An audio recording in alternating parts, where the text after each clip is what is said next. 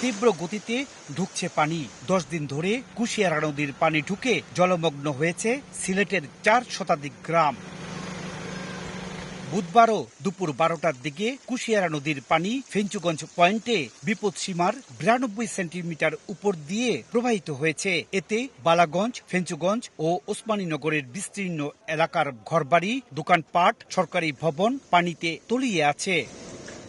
এদিকে গত 24 ঘন্টায় মৌলভীবাজারের হাকালুকি হাওরের নিম্নাঞ্চলের পানি 8 থেকে 9 ইঞ্চি কমেছে। এতে হাওর পারের মানুষের মধ্যে কিছুটা স্বস্তি দেখা গেলেও এখনো দুর্ভোগ কাটছে না।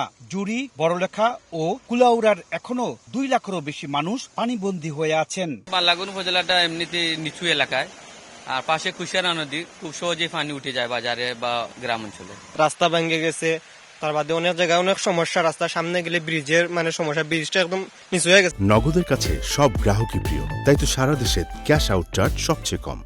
বালাগঞ্জ সদরের সঙ্গে 10 দিন ধরে যোগাযোগ বিচ্ছিন্ন হয়ে আছে ওসমানীনগর উপজেলার শেরপুরের সঙ্গে।